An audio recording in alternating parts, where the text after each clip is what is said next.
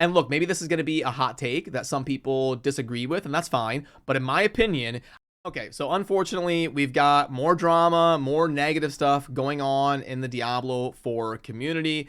Recently, Blizzard released a video on their main Diablo channel where a couple developers play the game and talk about their role within Blizzard, and it has been very, very negatively received. The video has like 600 something likes and 25,000 dislikes, so it's getting ratioed to hell and back.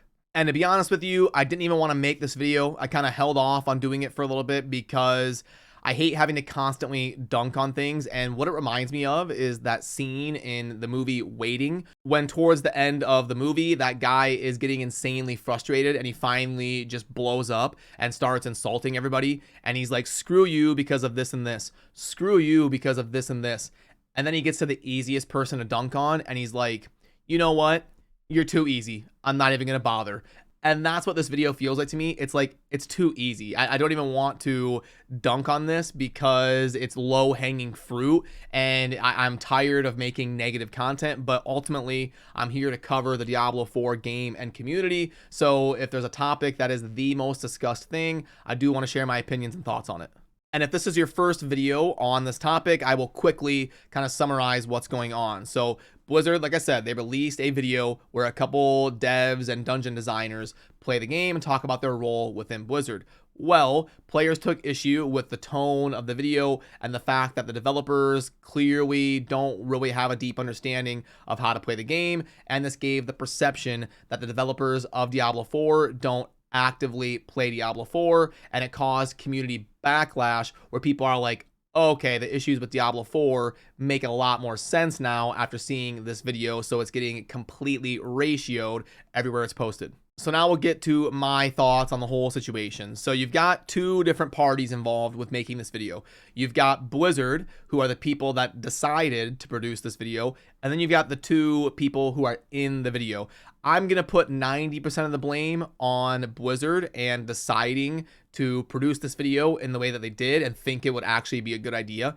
But I'm not going to let the two people in the video completely off the hook. I'm going to give them 10% of the blame, and I'll explain why.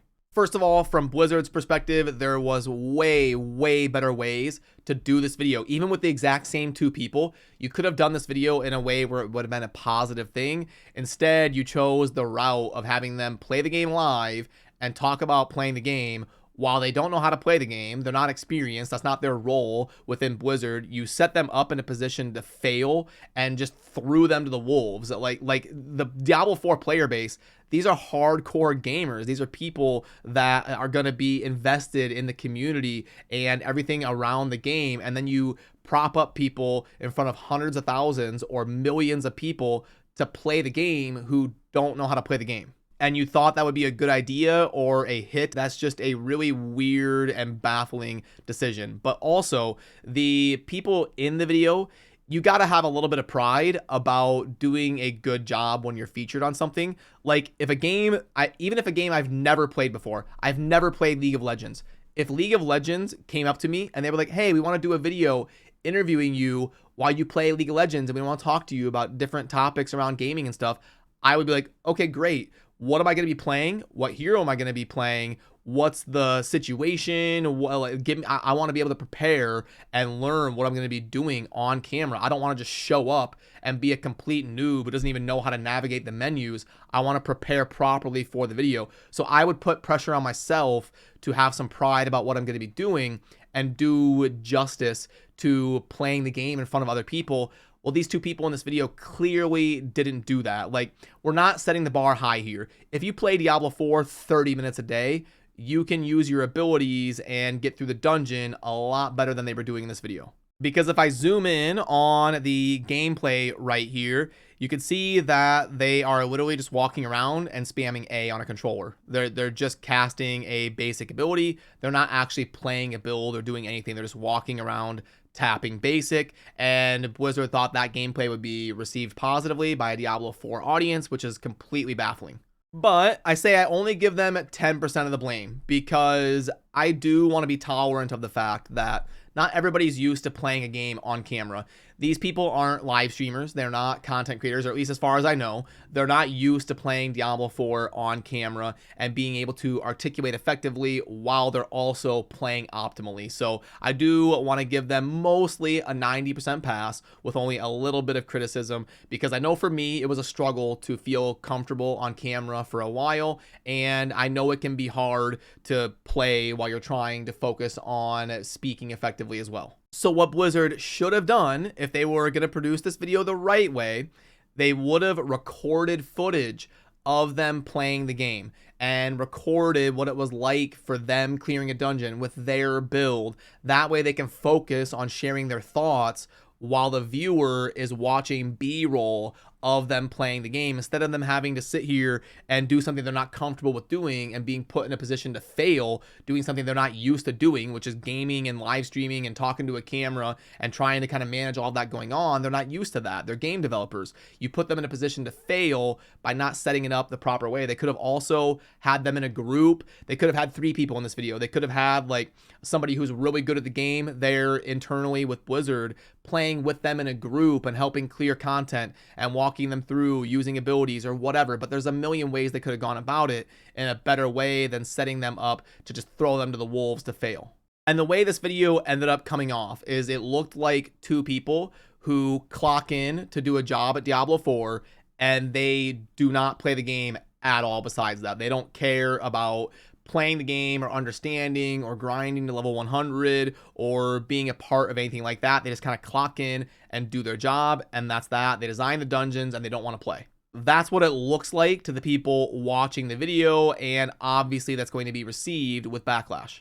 And here's the thing, gamers get a bad rap for being constantly negative or having too high of expectations, but that's just not true. What gamers want to see is a genuine effort, like someone who cares, someone who has taken the pride to try and understand what they're going to talk about. Gamers don't expect you to be a 16-hour-a-day grinder who's level 100 on all heroes if you're going to talk about the game in a video like this. They just want to see a good faith effort in trying to be part of the playing community. And I actually have a pretty good example of this that I lived through firsthand that I can show you. So I also run another channel for a mobile game called Raid Shadow Legends. I know, you're all Diablo 4 players. You don't care about Raid, but I promise that this is a relevant example given the context of what we're seeing here. So in Raid, they did 2 different promotions. They had one promotion where they brought Ninja, the famous Fortnite streamer. They brought Ninja on to make him a character in the game.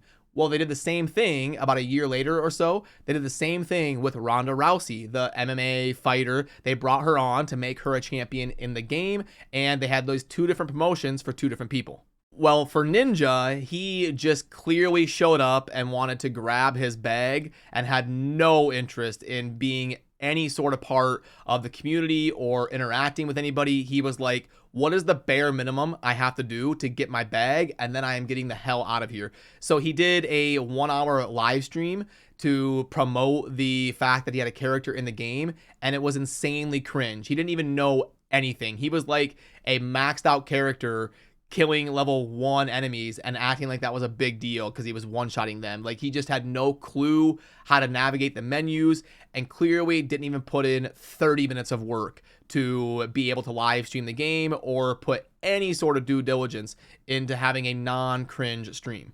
But then on the flip side, for Ronda Rousey, when she was doing her promotion in the game, she actually interacted with the community and she hung out with different content creators and she tried to kind of get walked through on how to play the game. And she wasn't going to be a pro gamer and no one expected her to be, but people really appreciated that she genuinely tried and she wanted to understand the basics of the game. And she didn't just come in and do the absolute minimum possible to grab her bag. You can tell that she truly cared and had some pride about things that she's going to do and be a part of. And it really made me respect Ronda Rousey a lot more, getting to see the like normal person, the mother and the gamer, instead of like just the MMA fighter, and getting to hear her talk with content creators about what it's like for her after a fight and what it was like kind of experiencing transitioning from MMA to other projects and recording the Raid ads and all that. So her stuff was received way more positively because all she did was put in a good faith effort. She wasn't a god tier high level player. She just tried and gamers respected her for it.